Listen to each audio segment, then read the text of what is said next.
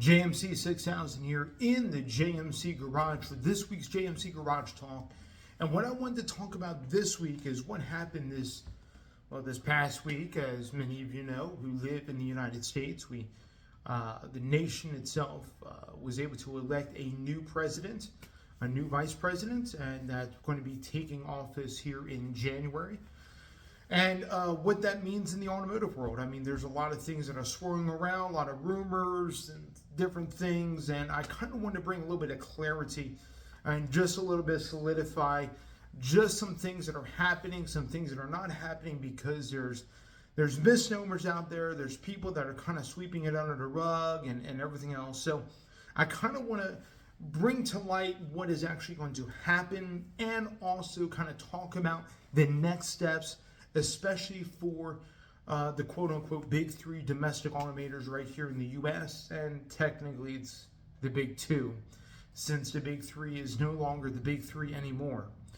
Anyway, I'll get into that, but let's kind of go over what happened. So as many that know, and those who watch this channel, those who are tuning in that may not live in the U.S.,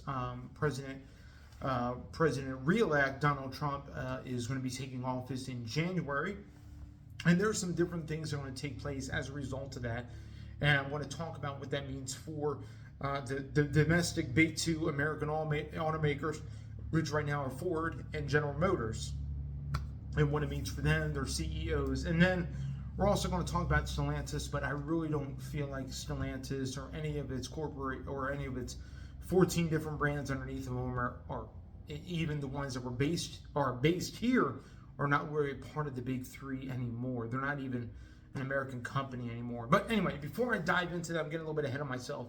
Before I dive into that, let's kind of roll back a little bit. So during the Biden administration, the current and the previous administration, there was a lot of things that came along as a result of that administration. And there was some tightening, some increase of EPA standards, CAFE standards. If you don't know what CAFE means, it basically means corporate average fuel economy. And that rolls into EPA, which is the Environmental Protection Agency here in the U.S., and some different things with the National Highway Traffic Safety Administration, which is NHATS, whatever. Anyway, so all those kind of roll together to kind of set our average fuel economy here in the U.S. And what's been happening, especially during this past administration, is those average highway fuel economy or average fuel economy numbers, not necessarily highway, I believe it's on an average between city and highway. Anyway, they've been steadily going up. And there's a big increase that's supposed to be happening. I believe it's in 2026. And there's another one coming in 2030. There's another one coming in 2035. In fact, many states, i.e. California, have said by 2035 they no longer want the sale of gas-powered vehicles only in the state itself, and some states are trying to adopt that mandate. So what has happened is a lot of automakers, especially right after COVID and kind of following post-COVID, like Ford and GM and others, that are not even a domestic auto brand, we're really starting to ramp up EVs. We had the introduction of the Mustang Mach-E, we had the introduction of the F-150 Lightning. Of course, I'm not going to count Tesla. In fact, I would say Tesla is part of the big three now, since they are an American company. But as far as legacy auto brands that are, that have been well established for many, many years, would be Ford and General Motors for domestic here in the U.S. They started really ramping up as far as EV introductions and EV production, at least for the past several years. Now, as the market around us has kind of spoke, and with gas prices that have been falling, and I believe they're going to continue to fall, it's what part of this video is about, electric cars themselves, their sales have not been what they should be. Now, I'm not going to really dive into sales on this broadcast, but suffices to say, yes, there has been growth in EV sales, but not the growth that people thought was going to happen. They thought by 2025 that we were expecting the saturation of EVs in the marketplace would be up to 20, maybe even 30%. and we're just not seeing that here in the U.S. Now, it may be happening in other countries, and bless them for it, but we don't see that happening here. Now, don't get me wrong, we do see increase in sales in EVs. It's not like sales are kind of, and I think what's happening with the sales of EVs, they're kind of flatlining. Not really like double-digit increases, or there's marginal increases, but it's not the increase that automakers are looking for. You know, for example, General Motors. Now, General Motors is pushing a lot of EVs, and now, you know, kind of let's dive into the brands before we dive into what this administration, the new administration, the Trump administration, is going to do regarding EPA, CAFE standards, all those things. So let's dive into our brands. Now, like I said before, I'm here in the U.S. and in the great state of Idaho, North Idaho to be exact. I'm only 2 hours from the Canadian border. So here in the U.S., we have two major auto domestic brands. Actually, three if you count Tesla. For legacy brands, there's only two major ones. And you may be like, well, John, why are you counting Stellantis? Why aren't you counting Chrysler, Jeep, Dodge, and Ram? I'm going to get to that. But suffice it to say, there's only two right now. And if you count Tesla, they're not a legacy brand, but they've been around for at least a good part of 20 years. So, you know, they've got their foothold in the door, and they're doing fairly well. We've seen a decrease in, anyway. All right, so the two brands, we have General Motors and Ford. Now, Ford, and I'm going to kind of talk about these two brands and which one's going to be very pivotal in this new administration and the strategies that they have behind them. So number one, General Motors. CEO is Mary Barra, at least for now. That may change in the future, but for right now, it's Mary Barra. And Mary is kind of really trying to push the EV thing, and I don't see that slowing down for GM. I mean, they kind of came out with the Hummer brand as a division of GMC, really pushing, you know, the Hummer EV, the Hummer truck EV, and then, we have the Hummer SUV EV. I forget what the exact, sub-models they are called, but suffice it to say, that was one of their first introductions, and now we have the Silverado EV, we have the Chevy Equinox EV, we have the Cadillac Lyriq. There's a lot of electricity or EVs in the GM portfolio.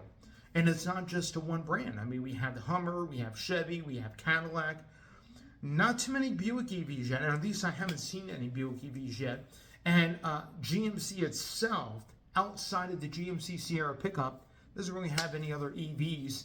You can count Hummer because it's a division of GMC. But anyway, so that's what we have for GM. Now, the downside of what GM is doing is, and I heard that they're trying to get hybrids up and coming, but we haven't seen that yet. We haven't seen any new technology from GM. It's either if you want all gas or all electric, and that's it. There's no commingling. There's no a transfer or a mingling of the two technologies. And right now, GM has zero hybrids. And there's not even, I don't hear of any whispers of any coming down the pipeline. At least not that I have heard. So GM really needs to get the button gear with hybrids, because I think those are going to be really the bridge technology to really get people into full EVs, or even the combination of the two. So GM is kind of like on the fence. GM really doesn't know what to do, right? And I think that's all down to leadership. And I think it's like with Mary Barra, she doesn't know where to take the company as a whole. She either wants to go full EV or just stick with their ICE products, or legacy ICE products, and doesn't really. And I think she's playing this dance, and I think it's going to end up going bad for GM. Just saying. Anyway, so we had that with GM. Now let's move on to Ford. Now Ford is really trying to put their hands in everything. And what I mean by that is, if you listen to some of Ford's latest and greatest of their commercials and everything, some of their latest commercials are, here at Ford, you can choose what you want to power your vehicle, whether it be gas, hybrid, plug-in hybrid, or full electric. Here at Ford, you choose your power. And I think that's great, and that's going to be very instrumental moving forward here in this next administration. One of the nice things about Ford is that they can pivot any way they want. You know, if they see, and what we're going to talk about here in a little bit, so stick with me, when they see that Trump is going to roll back some things, they can be like, all right, well, let's start pushing our all gas products. Let's start pushing. And they have two divisions at Ford. They have Ford Blue, and then they have Ford, oh man, I forget what Ford is doing. Yes, that's right. Ford Blue is their ICE and hybrid division, and then they have Ford Model E, which is their electric division. So they got two different divisions. Now, the Model E electric division has been really tanking in not only revenue, but in sales as well. So Ford's going to have to do something about that. But the Ford Blue has been seeing increase, especially in hybrids, and I believe it's going to be very instrumental if Ford is going to continue to introduce plug-in hybrids, and we see that happening. I mean, we got the Ford Ranger plug-in hybrid coming. We already have the Escape hybrid. That's a plug-in, and I believe Ford's going to be introduced into more plug-in hybrids and regular hybrids to really to help going forward, and I think that's going to be the best. So Ford is kind of in the best position out of the domestic brands, legacy domestic brands, to really move forward, even in the new administration, where they're not going to be hampered or sidetracked too much. I mean, they still got the Coyote V8. You know, yes, and I know GM has their V8s. From what I understand, GM is supposed to be revamping their V8s, but we haven't seen that yet. And GM is kind of currently still continuing with their, their LT, LS / V8s, and everything else. So anyway, I think Ford is really in the best position to really pivot, depending on where this administration goes, to see what happens. Now, let's talk about the elephant in the room, and that's Stellantis. My goodness, Stellantis. And the CEO that runs that is Carlos Tavares. And Carlos is really bent on trying to run this thing into the ground. I don't know his idea. I don't know his strategy. Part of it with Stellantis and Carlos Tavares and the whole thing is that it's a foreign company. He's French, and he owns under this Stellantis umbrella. It's a multitude. I mean, a whole spread of brands. And then trying to manage all that must be an absolute, well, it is proven to be an absolute disaster. So, and the American brands are kind of going by the wayside. I think the whole thing that Stellantis wants out of the American brands is actually brand loyalty. Or not brand loyalty, but brand recognition, rather. If you could just take Jeep and just take Ram and do away with Chrysler, do away with Dodge, he'll probably do that. And I could see that happening. And I could see the company just breaking apart in the future. And he's just so bent on pushing EVs. That's Carlos's, the CEO's whole mindset is just pushing his EVs, and it's not going to work, especially here in America with the next administration. So I see the brand that's really not going to do well, and may even bankrupt, may even fall apart. I don't know how it's all going to play out, but be an eye out for Stellantis, and it's not looking good for them. It's not looking good for the brands. It's not looking good for the company. It's a mess over there. It really is, and I don't know what the best situation is for Stellantis to break out of it. For even our legacy brands that been established for over 100 years, Chrysler, Dodge, Ram, which should be a Dodge, and Jeep. I just do not know what is the future hold for those brands and for the company of Stellantis as a whole. So we're going to see what happens. There's rumors that they may just sell off the American brands, or they may just kind of split, whereas Stellantis would be one entity and then Chrysler, Jeep, Dodge, Ram would be another entity, which may work out well. But anyway, so let's kind of go over real quick. I don't want to make this video too long, but let's kind of go over real quick about moving forward, what's happening in the automotive realm with the new administration. So we had these CAFE standards. A lot of it was implemented, and the increase of going to zero emissions is the end goal. And some states are taking more of a liberty with that, i.e. California not selling ICE vehicles in 2035, and some other states are trying to adopt that. But the idea behind it was It was a big push from Biden and the administration, not so much Biden, but the administration, the Biden administration pushing these mandates, pushing the better fuel economy. And the theory was, well, you get such high in fuel economy that you won't be able to make vehicles like this anymore. You know, this Explorer right behind me, or at least it won't be made traditionally with a internal combustion engine. So now, what I believe Trump's going to do, and what I believe that the situation that's going to be happening, that we're going to see play out here in the next few years, is that Trump is pretty much going to reverse the CAFE standards, at least the high fuel economy standards, and maybe take a step back so that the automotive landscape and the car makers don't have to work so hard. Now, I do not care what is happening with the foreign brands, whether Toyota, Honda, Kia, Hyundai. They got their own agenda. I really don't care. They're going to do what they're going to do despite what happens here in America. What I care about is what's going on domestically with Ford, with GM, somewhat with Stellantis, and Tesla is going to be Tesla. So, and what I think is going to happen is out of the 2/3 American 3, but it's really American 2, Ford is really in the best situation to pivot no matter what the administration decides. That they and as we see a rollback of standards, as we see a rollback of fuel economy ratings, and not to really push so much into the EV spec, and I believe you're going to see the tax credit and write-off that EVs were enjoying, even that plug-in hybrids were enjoying, I believe that's going to be going away totally. Not only that, but the emission standards that were really starting to press, especially through the EPA, especially through, not so much the CAFE, but especially through the EPA, because there was talk of gasoline particulate filters coming on vehicles. In fact, Ford is going to be introducing some of those. I don't know if they are now. I think they're actually going away, and I'm hoping so, because gasoline particulate filters used in the European Union, used in Europe, their vehicles are having issues with the GPFs. They're having issues. They have the regen and everything else. My thing is, if you're going to build an engine, build it in such a way that it burns so clean that you won't need a gasoline particulate filter. I mean, gasoline engines already burn cleaner, and let me be clear, they produce less soot than a diesel engine. There's no matter how you cut it, a gasoline engine will always produce less soot, less carbon than a diesel.